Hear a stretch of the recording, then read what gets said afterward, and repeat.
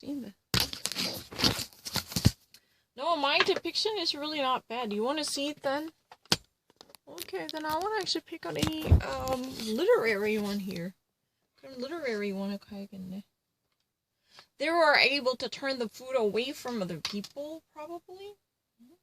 You'll just lose the weight. Don't worry. People actually normally say you will just lose the weight. Don't worry too much about it. No, don't actually flip it around. No, I'm not actually turning it around. 그럼 depiction 있는 걸 해야겠네. What will be the depiction? How about the movie, the classic one I've never watched? Oh, you have a musical. Change up. Diapers changing up. A David Foster. Are you sure?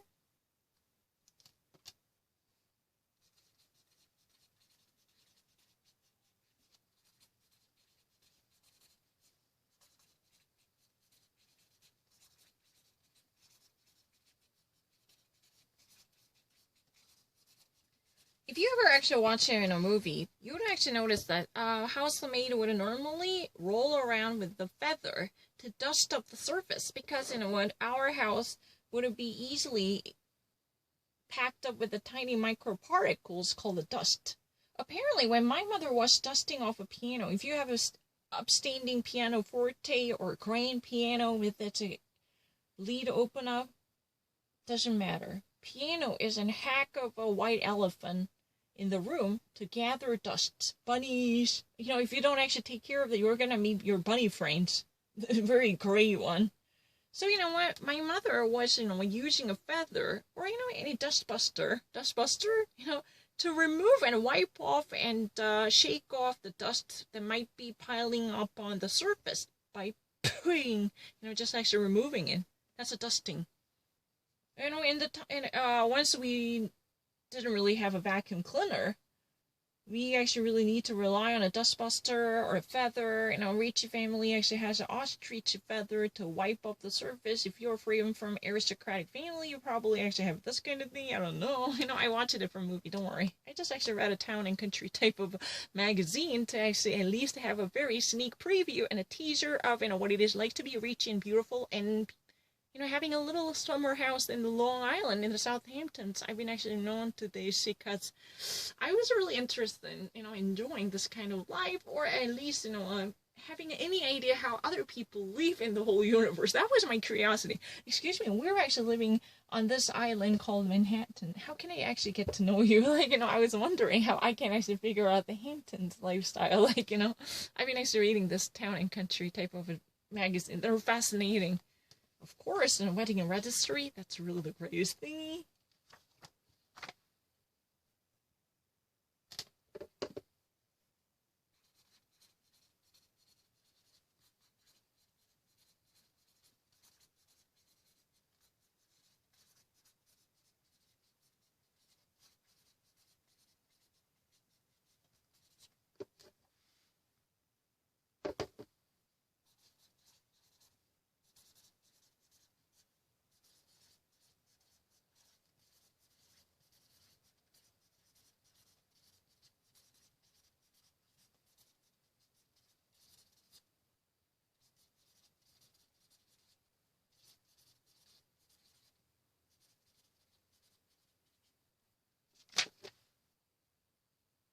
Off the record, can we have an honest discussion off the record?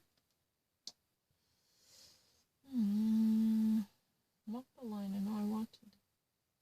Joaquin Phoenix.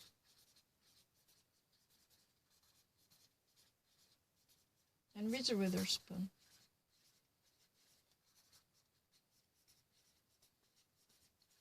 It's about Johnny Cash.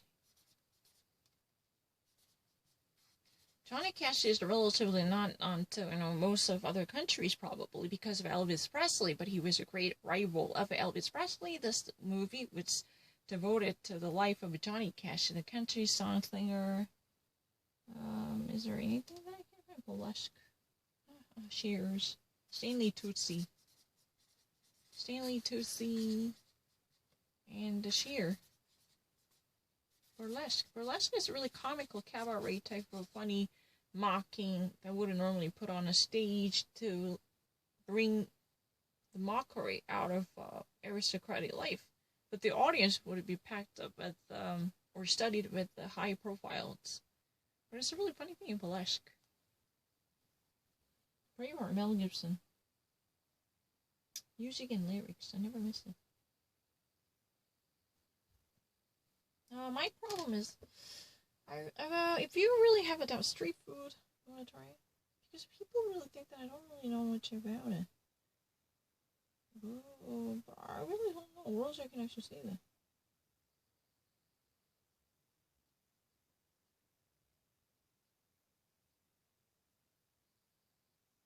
Latin America, oh my gosh, I love it. Oh my gosh, I love their Buenos Aires. Buenos Aires. Argentina. Argentina is a beautiful country. It's really great. Chimichurri is really the sauce. Drew Palombi. You know what? Chimichurri, you know, that's a greenish, you know, pastry sauce. But not really pastry. What do we actually call that? It's really, you know, pesto, similar to pesto, but it's really great. Chimichurri. Sound effects and notes are coming from them.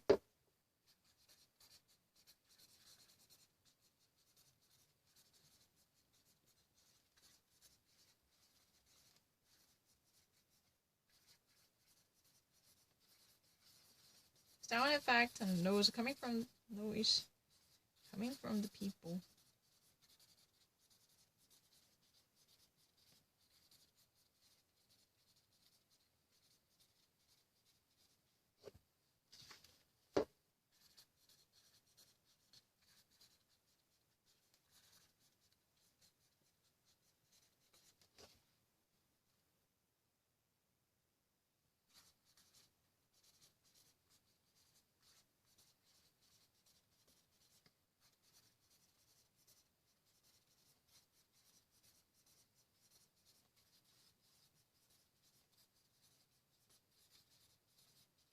Oh my god, it's going to be so delicious.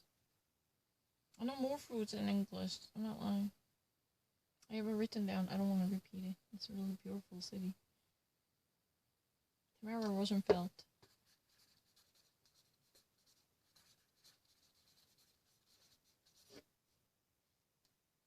Can we get to the jump? The middle?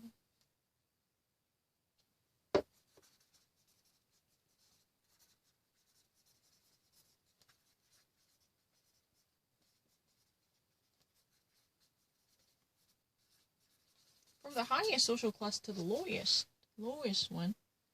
What do they like doing?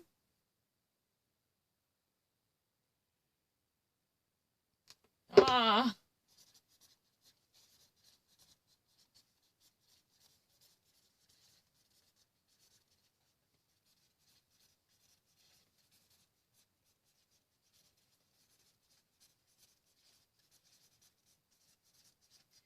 You know what? Whenever her clients ask her, why don't you have a kids? Why are you not without having kids? You know, that kind of thingy.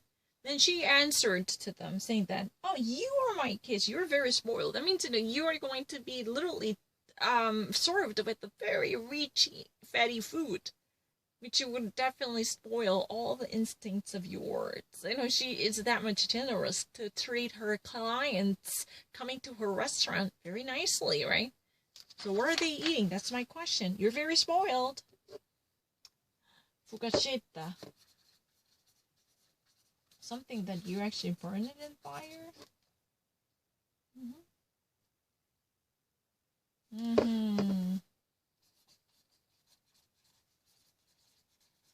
If you ever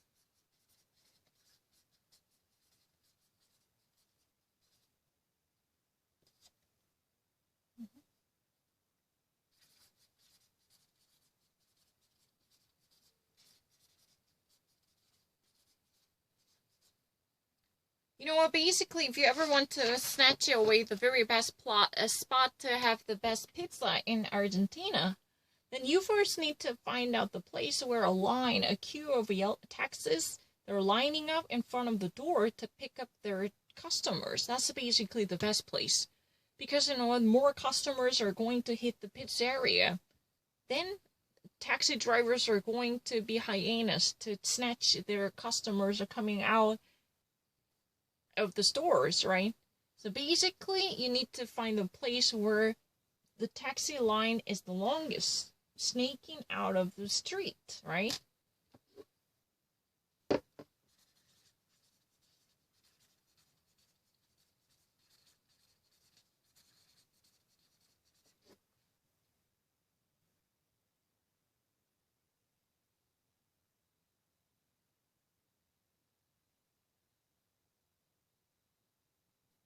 I spend a larger part of my channel.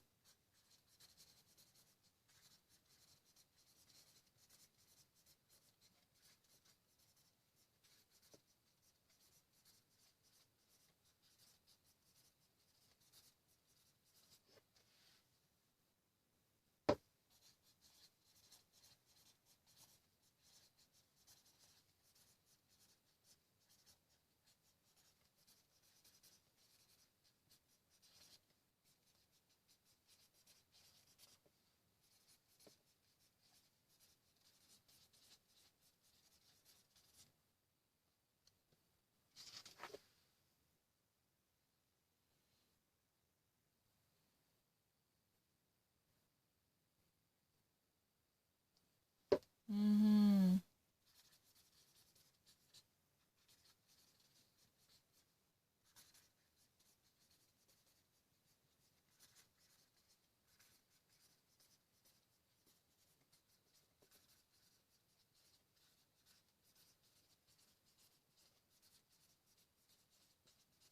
When I was a 14, my family was planning to make an asado barbecue. Asado barbecue is basically grilled ashen barbecue. This is a charbroiled. Asado means ash. So, basically her father was allowing her to stay with them at the kitchen where he normally cooked at the time. So while he was even cooking, she could have stayed there. She was allowed to stay with them and play with them. That kind of a presence was accepted at the kitchen where he truly was working.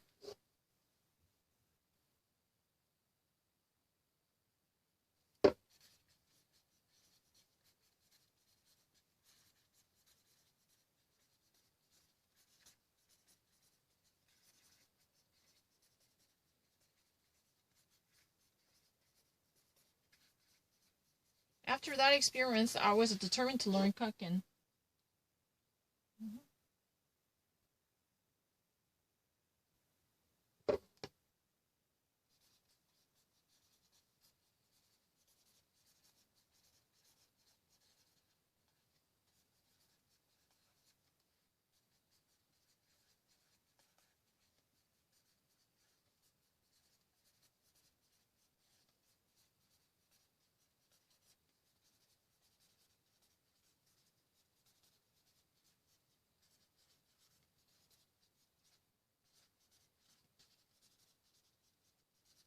Immediately following for the Matadors of Fear. Oh, why have I actually written that? That's a French version. Immediately following from the Matador Fair, it seems like the whole entire country is being symbolized into one small place. The whole nation is really contracted to at least represent and symbolizing in one place as being unified by one single place. My empanada, oh my gosh. I love empanada. I really had a lot of them.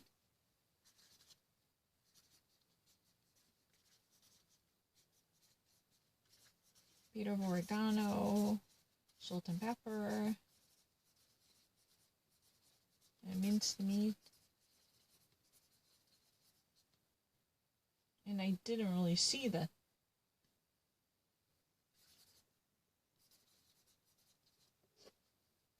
Feel like a fair family.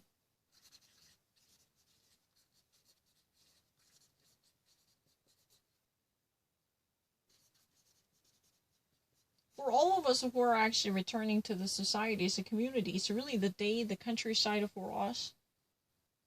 Oh, I want to try empanada. I love empanada.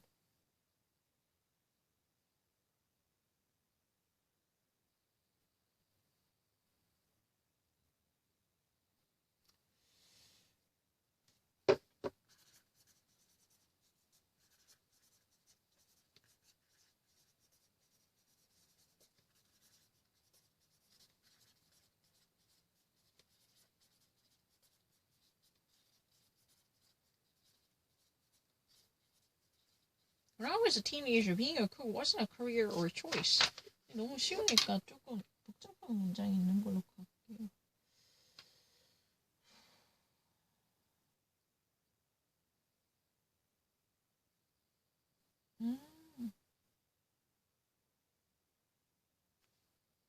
I never watched those.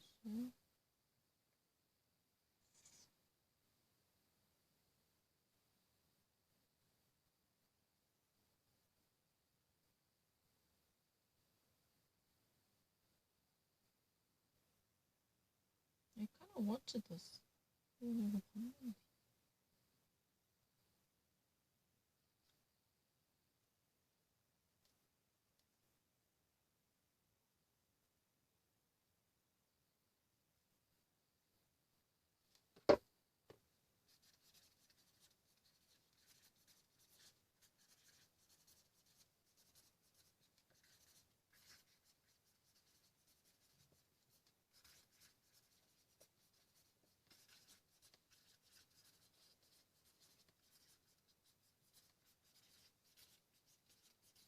This is why MDMA is extremely powerful for someone with the PTSD.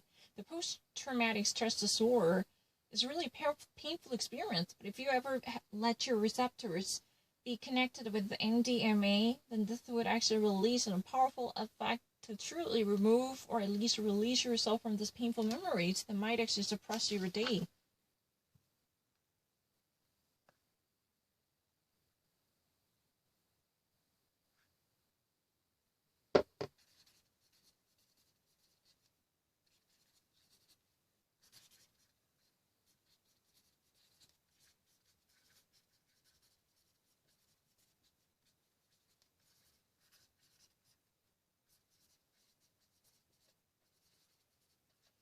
MDMA is a mixture of the stimulant and hallucinogens. Hallucinogens are basically creating a hallucination. You've been actually seeing a dragon. Marijuana can contain, such an cannabidiol that could actually be a hallucinogens. Because, we normally actually say that you've been seeing a dragon, that's a paploin. You've been actually seeing something that's non-existent. So hallucination induces hallucination, allowing you to indulge in a fantasies by seeing. Psychedelic drugs, it can be very hallucinogen, right?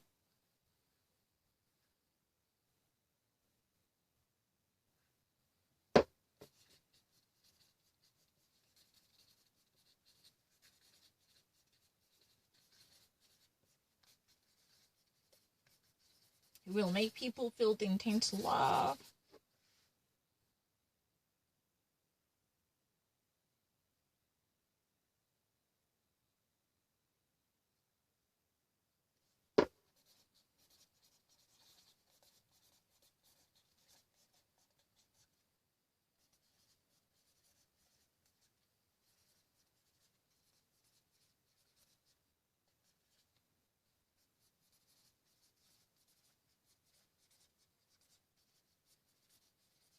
A huge part of it is related to the serotonin system. Serotonin is something that you need to definitely have as a transmitter if you ever wanted to have a good night's sleep, and you can actually have a serotonin. If you're exposed to sunlight, you can also increase it, but this would be very helpful to control your mood and maintain your perfect condition in terms of cognition, because if serotonin would not be properly secreted, you could feel too depressed, or you could feel almost powerless, and there would be no attention, and that could be a huge, physical and mental trouble, definitely for sure.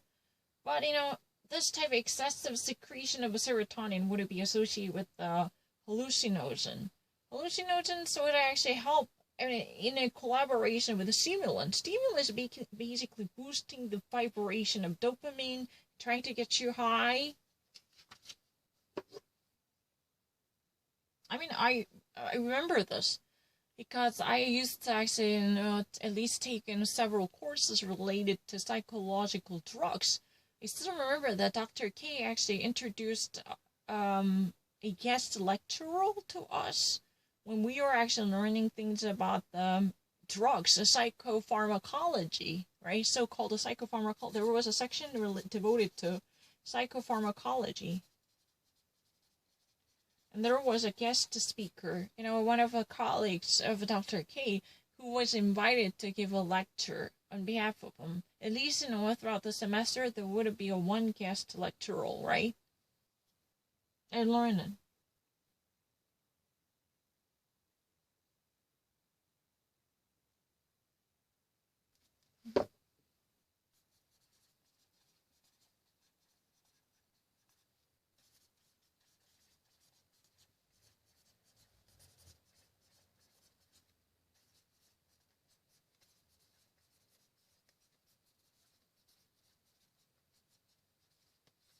I think, what he was also from the Rockefeller University. The Rockefeller Research Center is the nation's best in terms of a psychoanalyst and a psychiatrist, right? But the thing is, remember this, the serotonin effects on our moods, so it creates the positive effects. As I've already actually mentioned, everyone knows that, right? Serotonin is all about the feelings. If you actually do not have a proper serotonin, you would feel so depressed, you can never actually have a good night's sleep, then it would actually create a vicious cycle to hunt you back, that you could eventually commit a suicide and like this. But if you ever actually get exposed to, sunlight during the day by taking a stroll for 5 minutes, then you can actually enjoy a proper secretion of a serotonin. And this would be helpful. At least you can actually be in a right mood. You can never actually, suffer from mood disorders because of being cranky, Commerson, right?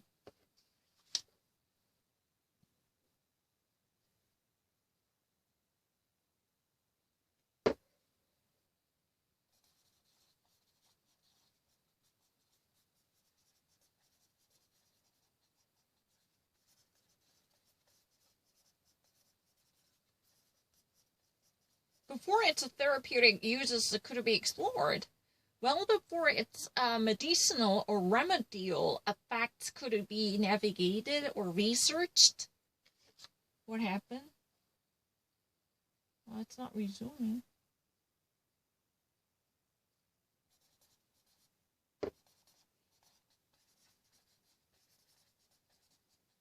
MDMA got derailed. They've been actually connotated with a negative notion.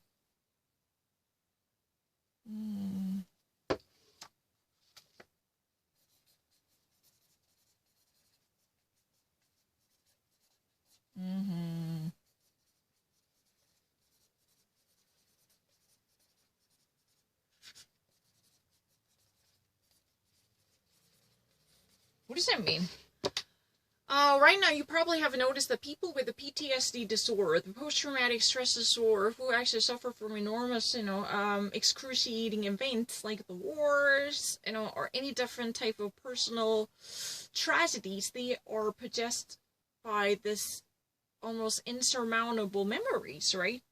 So MDMA can definitely increase the secretion of serotonin by making them feel good about themselves and forget about, the worst time of their lifetime. But the problem is, even we can actually talk about this type of clinical and the remedial aspect of MDMA, this hallucinogens already were introduced into the black market and the underway. In the 1970s and the 80s, when the hippies were really the rock star of the mass culture, they somehow stereotyped it as a negative influencer to get someone high, or at least to make someone hallucinated by seeing a dragon, or actually, seeing something that's not there. Seeing something that's not there, that's not right. You probably say in American English, oh, you're seeing something that's not there, right? You've been actually, drugged, right? You've been actually blowing pot. Excuse me, like this kind of effect. that type of a negative connotation was so deeply drenched, as if this is really the typecast stereotype following it as a twin sister of the MDMA. That's the real reason we never actually finally approve the therapeutical aspects and therapeutic effects of the MDMA. Both are fine, therapeutical and therapeutic. That's the really sad side of the story. Because if we could have figured this out earlier, if we could have actually researched the positive effects of the MDMA earlier without actually, being misguided by the typical stereotypes from the hippie culture associated with the blowing and hallucination, then we could have achieved a greater success by helping those people in pain because of the mood disorder or anxiety disorders. Like, these are all the monsters in them. They can never actually kick them off, right? Without medication, it would be very tough for them to get rid of them. Because human minds are really funny things that I really don't know well. I'm very, very novice here, but I at least signed up for one course, and I actually heard those people are saying in that way human minds are a funny thing, But, the thing is, it's really sad. It could have been actually done earlier, but before even actually, any researchers, get into this, before they even actually, got to know the brilliant aspects of it, it had already been so... What? Derailed as a bad influence. It has already been stigmatized.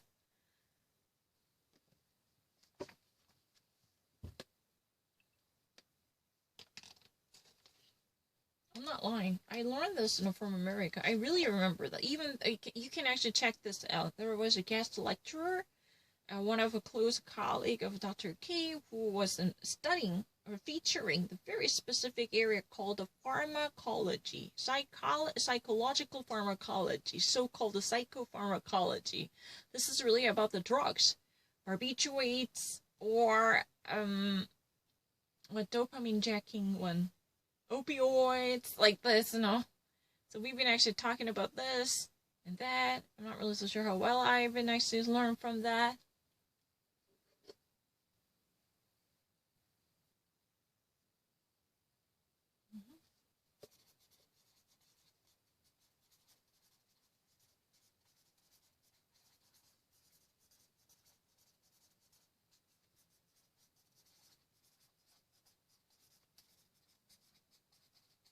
So it was eventually, commercialized as an ecstasy to get you really high.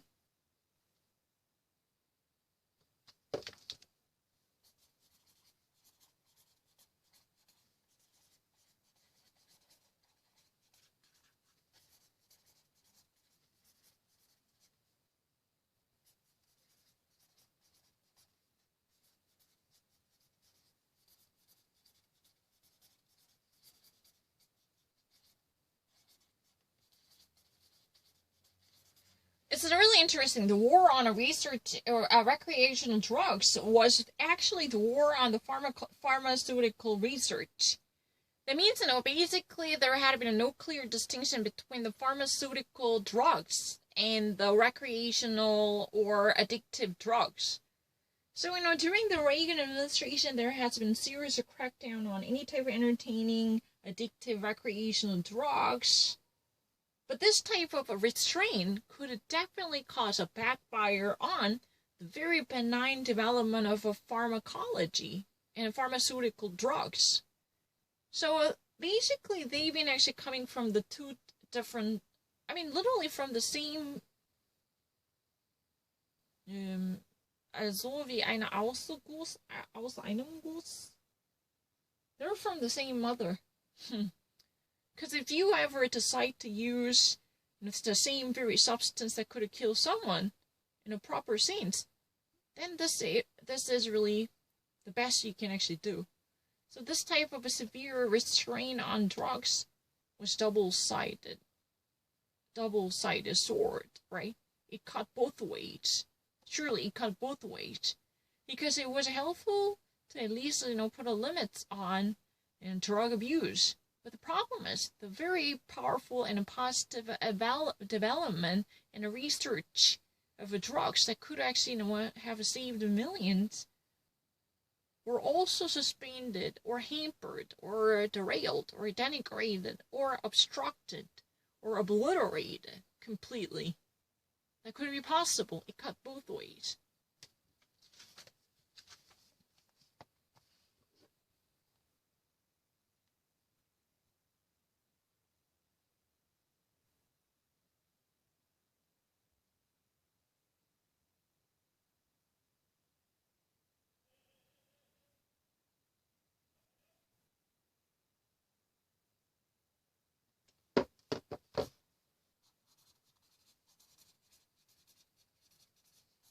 The DEA is announcing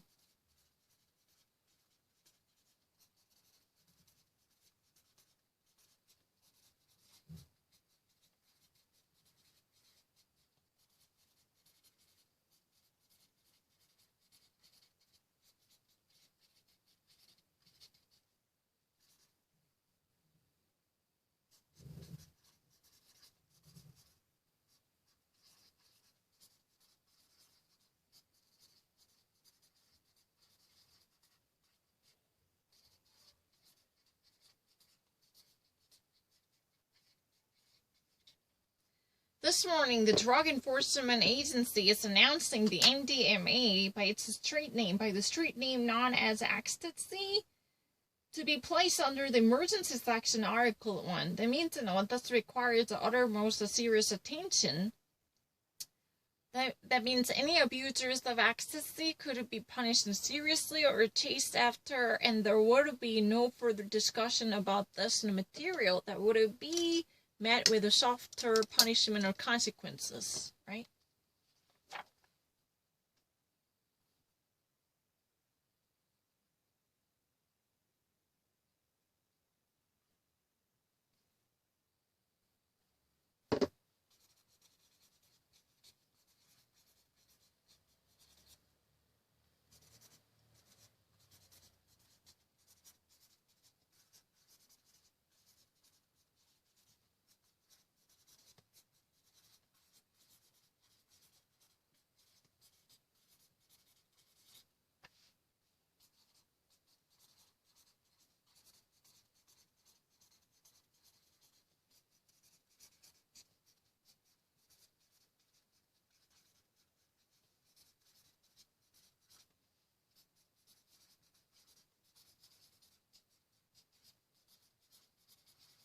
So when I first read that MDMA was scheduled to be the Schedule 1 drug, what I got was, it was basically recognized as a drug which has no therapeutic power.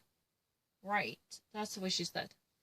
If I didn't know this, I have no idea. If a certain drug is scheduled and identified to be recognized as a Schedule 1 drug, that means that there would be no associated powerful therapeutic, remedial, and medicinal effects that could actually validate the existence of this powerful addictive materials.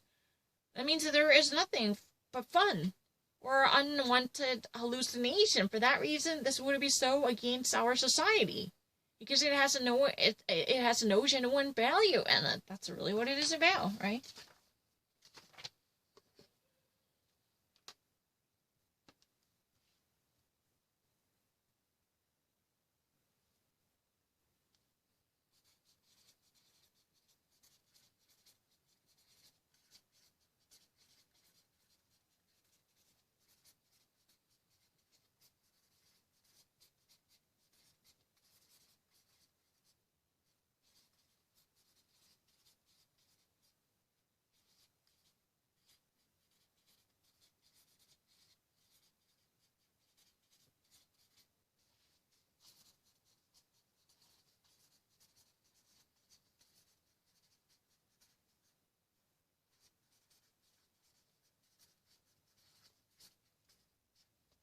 So here's how the scheduling works by the DEA. DEA means the Drug Enforcement Agency. If you ever want me to write it down, I can do it.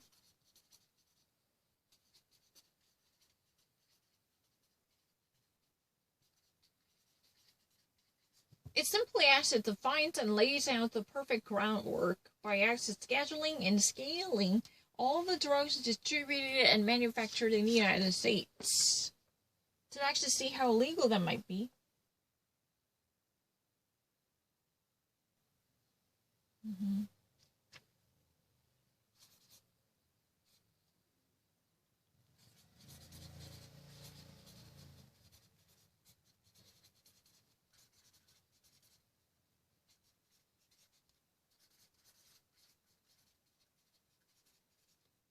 Classify.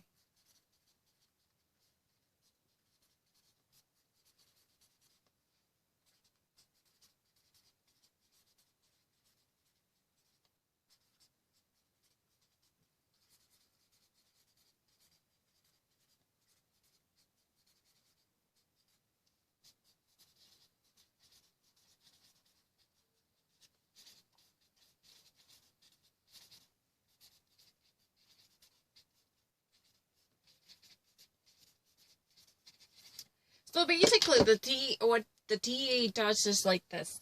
If there are any drugs that are available in the United States, they actually put them in the categories by classifying them, starting from the schedule number 1 to 5. How they are actually being defined, the most critical factors would it be the therapeutic effects it could actually make by making a contribution to any healing or remedies for a patient, and a potential for abuse. It could actually be addictive, or it could actually be sedative, like this type of all different choices what can actually be we can actually think of at this moment. These type of classification would be done by the DEA in order to actually put them in the right categories, starting from 1 to 5, which is called a schedule. Schedule 1, it belongs to Schedule 1, and it belongs to Schedule 5, like this. Yeah, the therapeutic effects it could have possibly created would be the greatest effect, and also potential for abuse. That means they could actually, truly make many people junkies or users or like this. They've been actually truly hooked up on it. Then these type of different factors could be calculated to at least strike out a category to which it belongs, right? It's easy.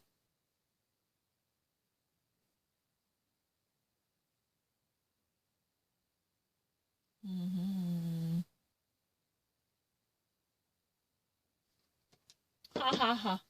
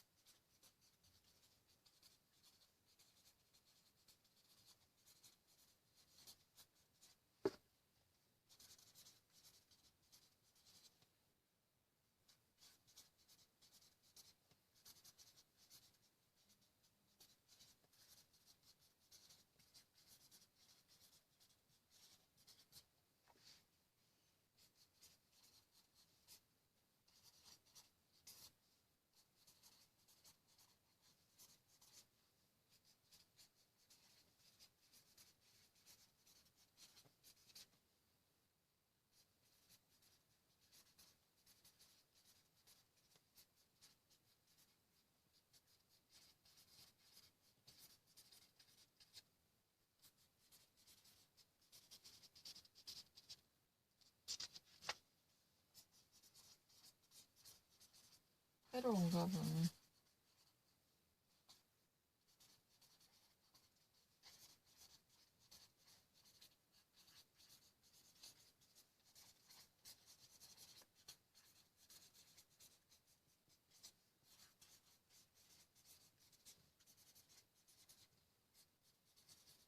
So it normally works in a reversed way, because in America, Category 5 normally means the strongest one, but in this case, Category 1 is really the harshest one.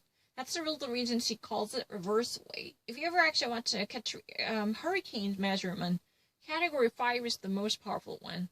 But in this case, the benign drugs like cough medicine, or even, the flu medicine like Vicks, that would actually be the category, the Schedule 5. The Schedule 5 normally means something benign that would be, just over the counter, no prescription required drugs that could be easily obtainable. Then I saw that to the Schedule 4, Ambien belongs. Ambien is really a powerful drug for insomnia or sleeping disorder. Valium or Ambien, these are really... Valium, I saw the Valium too. Valium and Ambien and Xanax. Xanax is a really powerful. These are all for, sleep disorders, mood disorders. They're really related to depression or insomnia, and so forth and so on. But these are really relatively powerful in comparison with the Vicks or Advil or something. Advil is more like ibuprofen or Tylenol, acetaminophen, paracetamol. Paracetamol. Do you know paracetamol?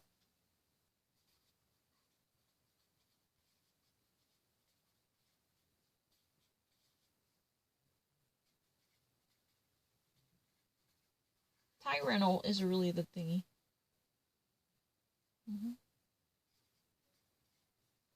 And ibuprofen.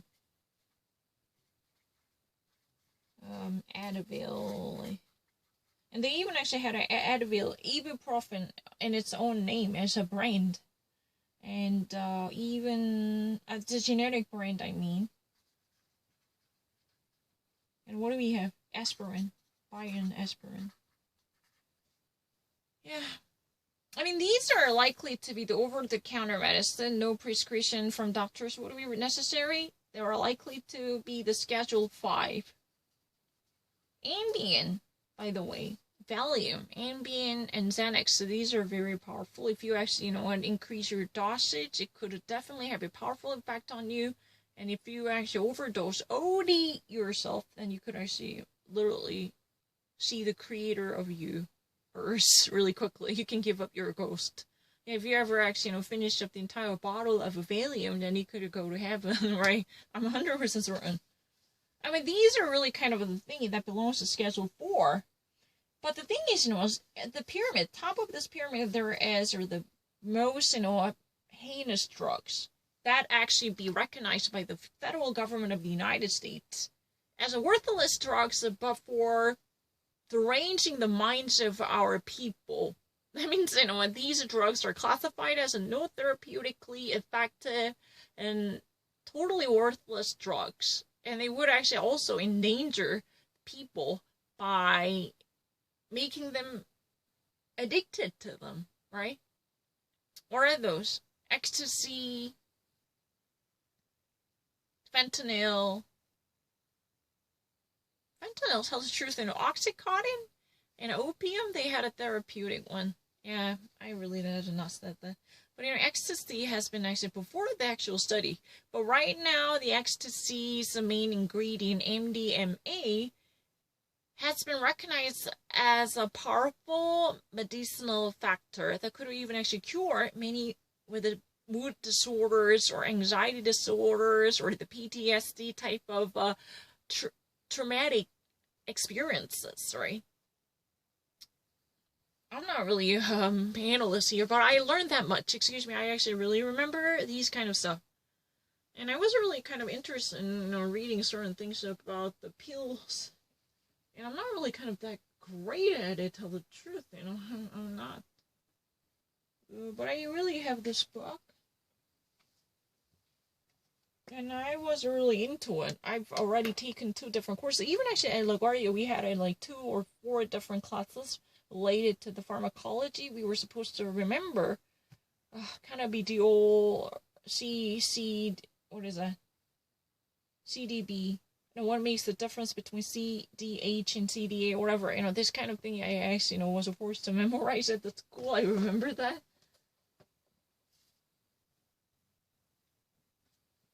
You have the pill book?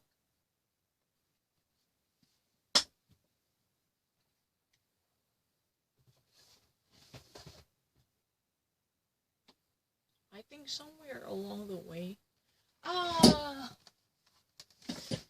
Yeah, I have this one, the pill book. Let's try to actually find the Xanax. Since I've been actually watching a lot of American movies these days, they've been constantly mentioning Xanax. So what is Xanax? I want to know more about it. Pelazud there. Because American movies are basically about the drugs. So I need to know it. In the first place, why have I actually been so obsessed with the old things of America? That's a really the thing. I feel so disgraced if I ever miss one line or any, allusion coming from them. That's really the reason I've been actually somehow, very omnivorous person who's been gathering, such a thing like this, I don't know. Because if you ever actually want Collateral, there is Oxycontin, right? You're actually taking Oxycontin? And I actually remember I mentioned it to my dad. I know that drug is very powerful to get you numb many years ago.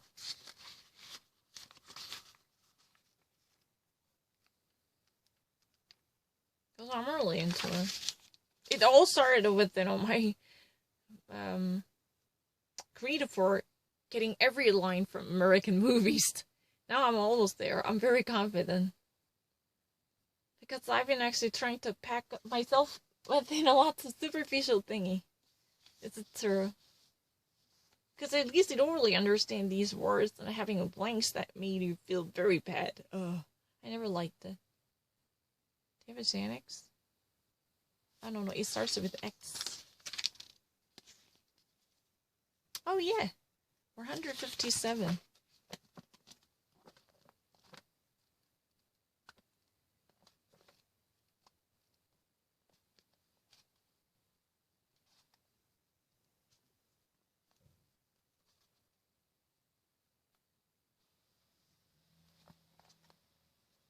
You ignite a car, jumpstart a car. Benzodiazepine. Benzodiazepine. I've heard about seizures once. Anxiety, tension, fatigue, agitation, particularly due to alcohol withdrawal, muscle spasms, seizures. Some are also prescribed for irritable bowel syndrome and panic attacks. If you have, ob sie wirklich haben Angst oder Tensionen, intensivierende Angst, Sorgen und körperliche Bestörungen